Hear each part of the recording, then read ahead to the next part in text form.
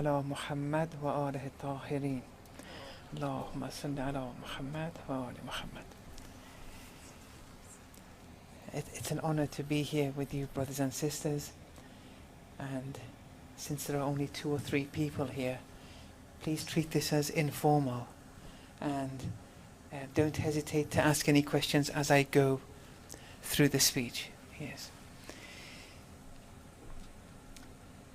Allama Tabatabai has a treatise in spiritual wayfaring, and according to many scholars it's one of his finest works.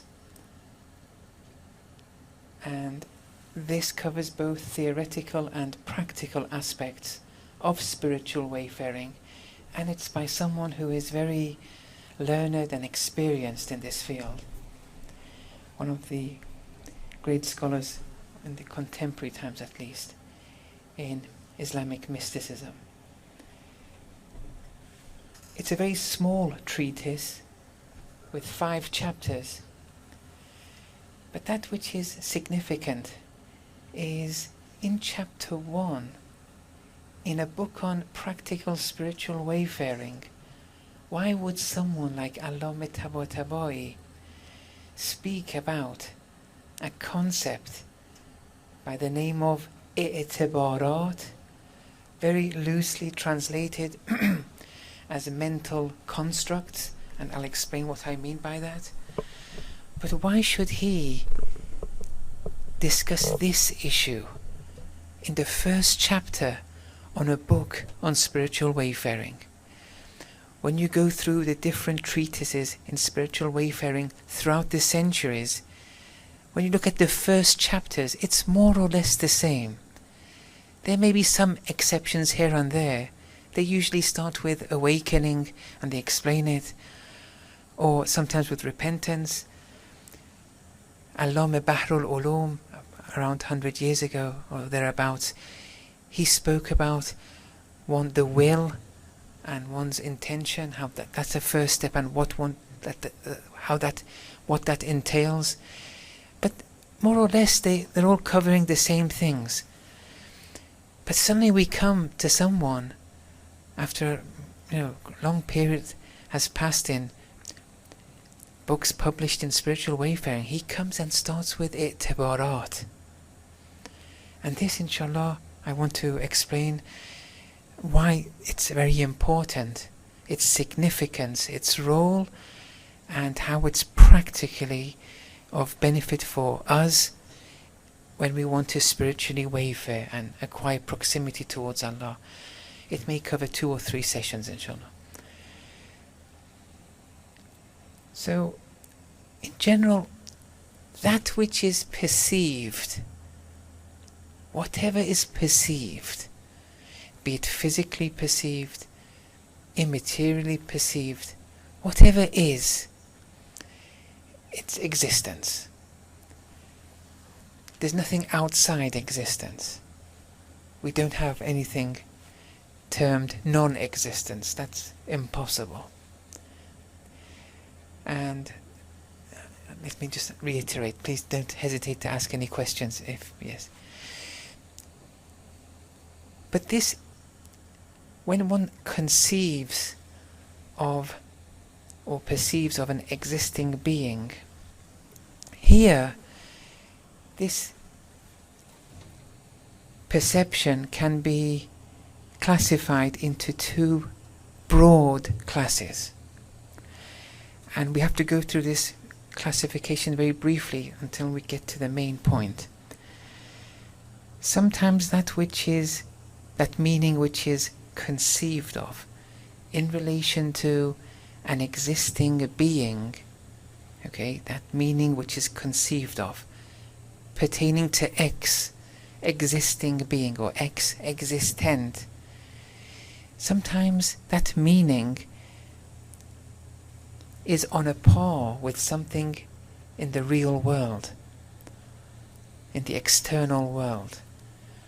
It has a direct correspondent, as the philosophers say. So you may conceive of a meaning of like a sun, moon, animal, person, And in the external world, yes, there is a correspondent. You can point to it, for example. Although sometimes even with angels, that also has a correspondent, maybe not in the physical realm, but in the real immaterial realms of existence. But I'll give examples usually in the physical realm just to make it easier for simplicity's sake. But sometimes, and with this group of existing beings or meanings, they're called haqiqi, real meanings, because the meanings that you are conceiving has a direct correspondent in the external realm of existence. There really is a sun, moon, animal or angel.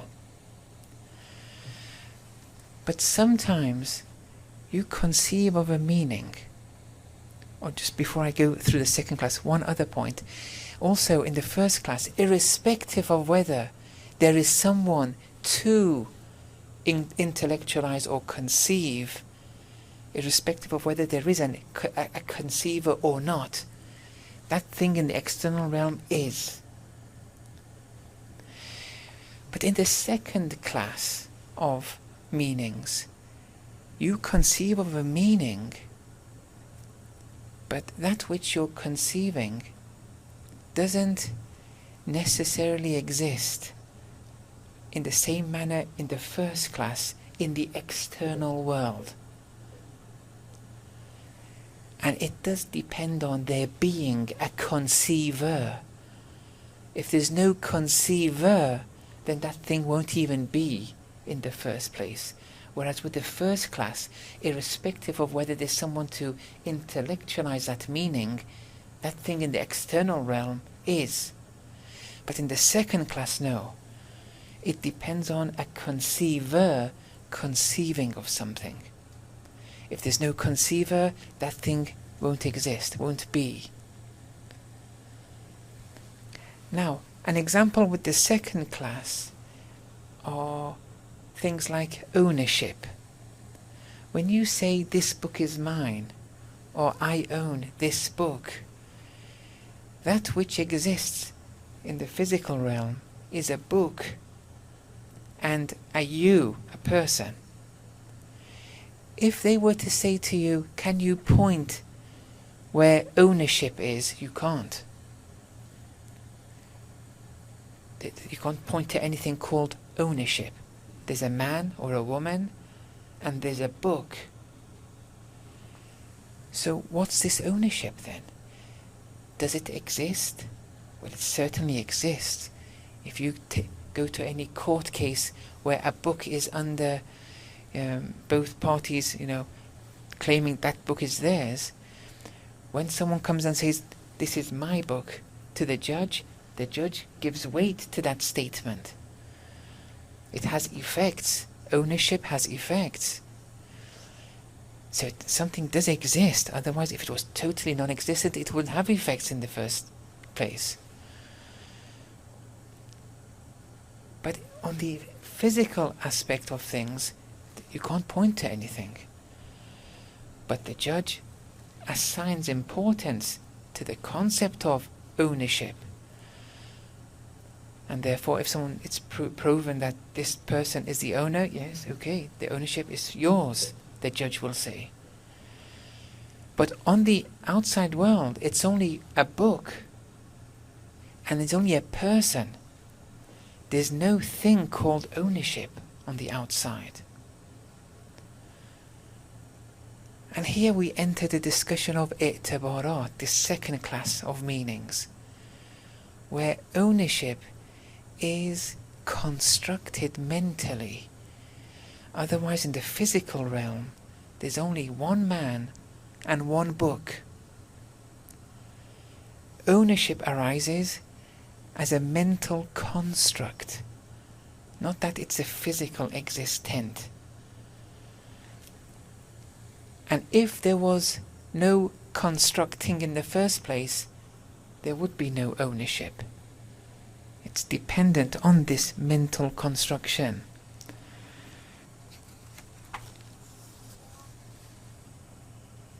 So if someone were to say, okay, where is this ownership? Show it to me. Where has it sprung from? Why has it arisen? And why is it dependent on there being a conceiver? Concepts such as ownership, owner, owned. Why would these not have existed were they not to have been mentally constructed? Okay, the book is, the person is, but why wouldn't the owner be? Not the person, the owner. Why wouldn't the owned be? Not the book, the owned, if they weren't mentally constructed.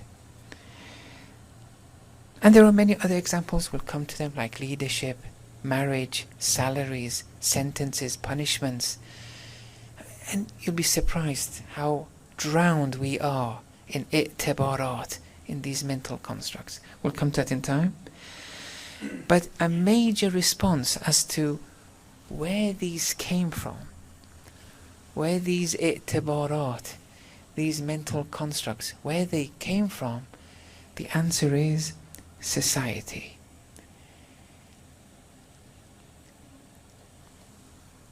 These elements arise in society. Now, this has to be opened up, and I'll do it more maybe tomorrow, in relation to, is man a social animal, essence-wise, or an individual animal? Here there are some differences amongst the theologians and the Urafa. That which Mullah Sadra has in his Asfar and Allame is referring to in his first chapter is that no, man is an individual animal. I'm using the term individual in opposition to social. We are individual beings. But as individual beings, we're coerced, we're forced to integrate into society in order to reach our goal, our objective, our true potential. And that's proximity before Allah. Real proximity, not just an academic form of proximity, or no. To be waliyullah, one in the presence and proximity to Allah, that is our goal. To be khalifatullah. For that goal to be acquired, many steps have to be actualized for us.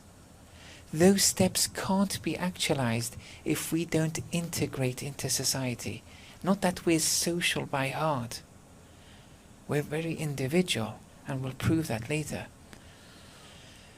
But we're forced to enter into society. At the end of the day, very simply speaking, we want to feed ourselves. Well, we have to go to the butcher, for example, the grocery. Or there's a piece of land, everyone has a claim to it. This material earth that we're living on is limited at the end of the day. It's an area of conflict. People all want the same land. What are you going to do? You want food. How are you going to get your food? With all these needs that you have, here you're forced to integrate into society. And when you integrate in society, you're forced to construct certain things, such as ownership, such as marriage even. Otherwise it may lead to bedlam. If everyone has a claim to your spouse, to your land, to your food, what are you going to do? To avoid that bedlam and chaos, and for you to fulfill your basic needs, which is one set of needs in order for you to attain to that ultimate objective, you're coerced to construct a number of mental constructs, and they're called i'tibarat. And if you don't, you won't reach that spiritual end goal. You won't survive materialistically or spiritually. And that's why we've constructed leadership, ownership, even people who may not live in a religious setting for whatever reason. But these are constructs that they've come to, and they had to do it. But let's say you keep to that individual mode of life, not only won't you survive materialistically, but even spiritually. If you want to acquire divine attributes, how are you going to do that if you don't integrate into society? You don't encounter bad people. You don't encounter people who are occupied with vice. If you never encounter these people, how are you going to incorporate attributes such as patience, generosity, and so on and so forth? So it's something very important here. This i'tibarat, it has a lot of implications. Even in aqa'id, with this theory which is specific to Allāmah, the question of do actions bear intrinsic value or not? It's a very old discussion between the Mu'tazilites and the Ash'arites. They're both schools of aqa'id belonging to the Sunni religion, or denomination rather. The Mu'tazilites say that actions per se bear intrinsic value, and that's why Allah said this is good or this is bad, because those actions had intrinsic good or bad in them. The Ash'arites, they don't accept that actions per se have intrinsic value. Whatever Allah says you to do, it's good. Whatever He says you not to do, it's bad.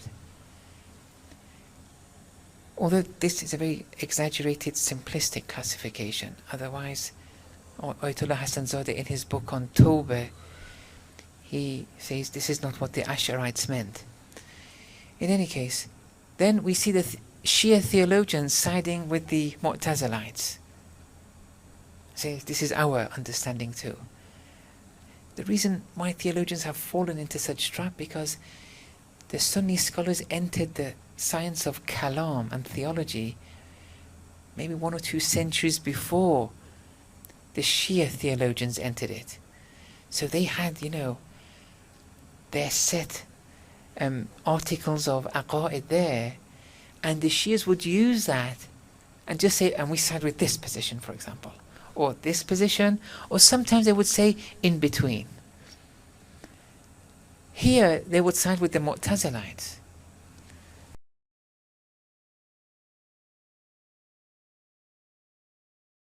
Real meanings, things which have a direct correspondence in the external realm. There's no i'tibari meanings, the second class of meanings, because the apple seed doesn't need to integrate into society for it then to construct mental constructs. The plant is living an individual life. All its needs are real, and therefore there's no need for mental constructs. It has everything that is required for it to reach that perfection and that ultimate objective, i.e. an apple tree. That's different with humans. Humans, in order to reach that potential, whatever is has an ultimate potential. And this is explicit in the Holy Quran too. So the human, like the plant, has an ultimate goal, but in contrast to the plant, everything is not in real terms offered to the human. He doesn't have it. And so if he does nothing, he'll die and won't reach one's potential, unlike the plant. For the human, they have to enter the social realm, unlike the plant. And it's there that as a result of that integration in the social realm, it builds those social constructs, unlike the plant. Is that evident now? So it's different here. It's unlike the world of plants. Now with animals, here there may be a grey area here. You look at some animal kingdoms, look at the world of the bee. The bee has something called the queen bee. Now I know that we're assigning these titles, not them necessarily. But just look how they act in the kingdom of bees. There's a queen bee, and then that queen bee has bodyguards. Those bodyguards are assigned to flap their wings, if flap is the right word for bees, I'm not sure. But they have to flap their wings at a certain rate. If they don't, the other bees will kill those bees. And when you look at the order in the bee kingdom, it's difficult to say there's no i'tibarat there. It's difficult to say there's no social world there. And maybe here, because there is a slight difference how the theologians look at the world of animals and how the Orafa look at the world of animals. Yes, the theologians may simply say all animals, they work through instinct, and therefore they may append animals to plants in this regard. But when animals are substantiated to have immaterial spirits, not in the same way that our souls are immaterial, but it's still immaterial, it's very difficult to say that these animals have no sense of free will. And in the Quran too, إِذَا الْوُحُوشُ حُشِرَتْ, when the animals, the wild animals, will be resurrected. And Allah has a section on animals in Al-Mizan. He does seem to point towards that these animals too, there's going to be a heaven and hell. They're going to be judged for their actions, maybe not in the same manner as us, maybe not in the same degree. But when you look at animals, there are degrees. I mean, not all wolves behave the same. Some may pass their limit as a wolf, as a cow, as a buffalo, as a cat, as a dog. And they'll be resurrected, they'll be judged for those actions. To say that they have no free will, I'm not saying they have the same free will as us, but Allah does try and put forward the idea there is a degree of free will and they'll be judged for it. So here when we speak about i'tibarat, maybe animals it's a grey area, but plants, no. Well, when I say no, it seems that that's not the case with our limited knowledge. Maybe in the future we'll be surprised, because there are some materials that the Orafa have which do point to this aspect of even them having some kind of social life. But let's not go there, otherwise the whole point will be defeated. So, yes, the animal, the plant, because there's no social life that they need, because everything is there for them in the external realm, they don't have to build any mental constructs such as leadership, ownership, marriage, and so on and so forth. But humans, everything is not readily available. For them to fulfill that ultimate objective of theirs, they have to go into society. And in society, to avoid that bedlam and total chaos, they have to construct what we call i'tibarat, things like leadership. Otherwise, if everyone wants to be the leader, it'll lead to, annihilation. If everyone wants this piece of land, it's going to lead to annihilation. So let's construct ownership. If everyone wants this woman or this man, it's going to lead to annihilation. Let's construct marriage. And so on and so forth. People are engrossed in i'tibarat, but they have to be. And so this social life has coerced him to execute a number of what Allah calls ta'amulat, social relations or conventional codes of practice, because he can't meet to all one's needs alone.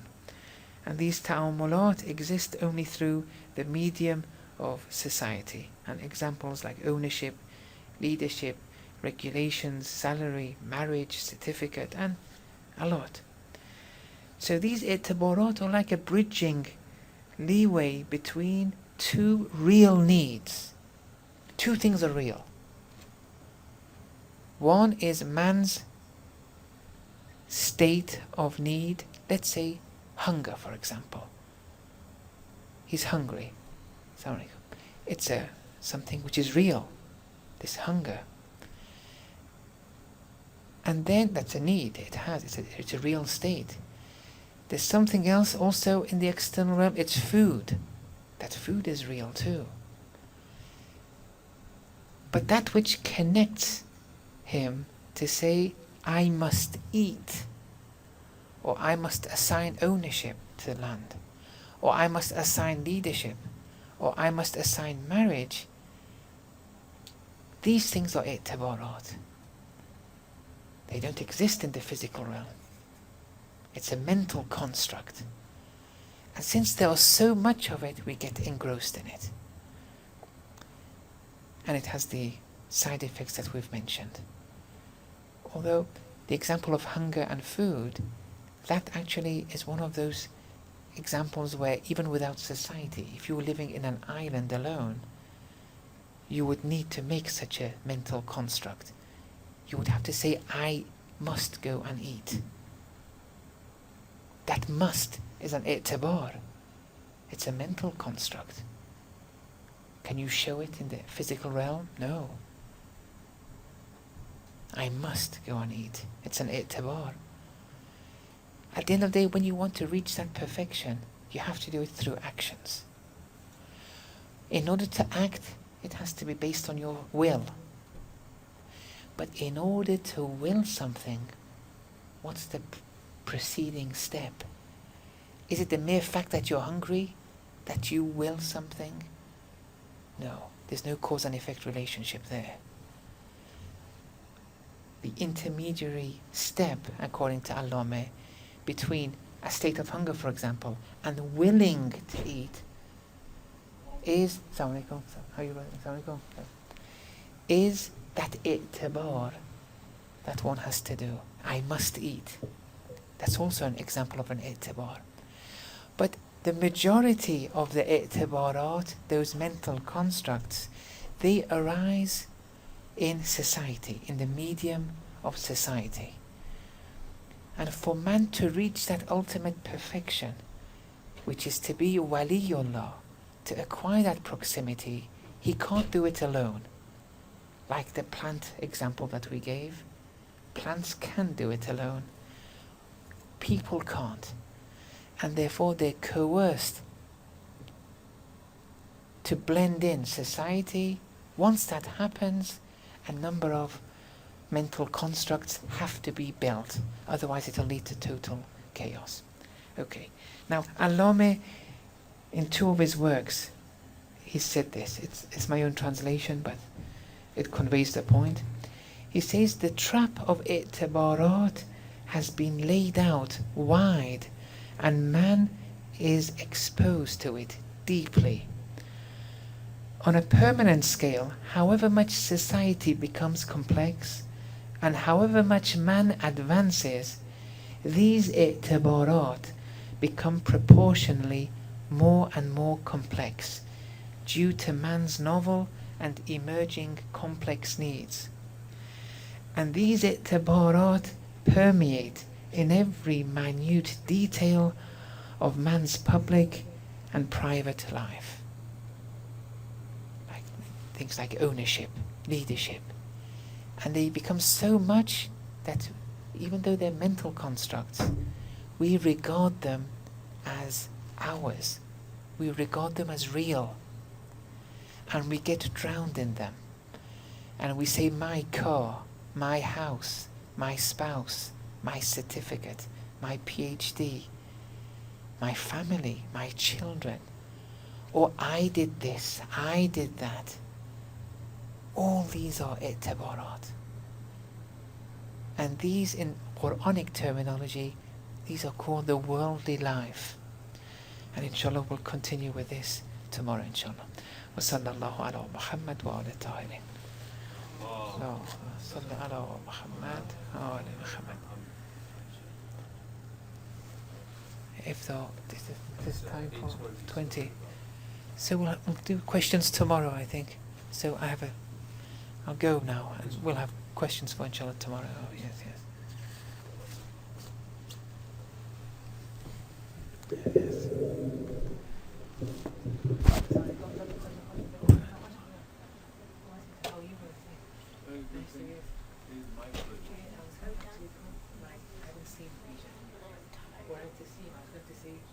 No, he told me to start at 9 o'clock. That's the Farsi speech. That's not No, he said 9 o'clock is in English, 10 o'clock is Farsi. Because my son will love see hopefully tomorrow. English is 7:30. She was told English is 9 o'clock, the Farsi is 10 o'clock. Oh, Yeah. no, we never discussed that, but apologize. No, Bijan told me that. And Yeah. I Oh, really? just a Bijan, second, okay. about 10 minutes ago, I got an email. Then I called Dr. Husseini. He said 7:30. I said 7:30, nobody's going to be there. Nobody knows. Only 3 people. Yes, this is 7:30, the English. But Yes. the Farsi is after Salat and refreshments. Well, my son doesn't speak Farsi, so All he right. doesn't understand. So hopefully we come tomorrow, and if it's all right with you, of course it's all right. Thursday I'm off. Hopefully after this we go to our house tomorrow night. Tomorrow night? Yeah, after Let's see. everything. Thursday, so inshallah. Are you still in the car business? Yes. And they're very close. Yes. So Thursday I'm off, so if you want to go places, we can go. You know, my son is into biology and has all these things. So. Good, thank you. And I would love nothing more than just listen, him to listen to you. Because majority of the speakers are Farsi and he doesn't understand. Because if he listens to the first speech, he may get confused tomorrow. Right. Tomorrow's speech is dependent Depending on today. Yes, he may get confused if he comes tomorrow. But you taped it. So Yes, yeah, it's they're recording it, recorded. so inshallah the quality is good. We'll hope. Inshallah. See how it is. So, Oh, it's brief question as far as the itibarat. Are you going to make, is there a judgment about them? Are they good, they're bad?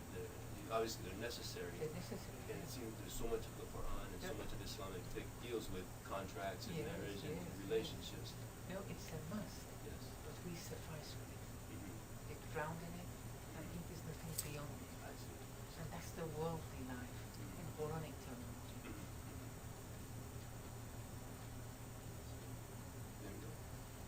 We lose the plot.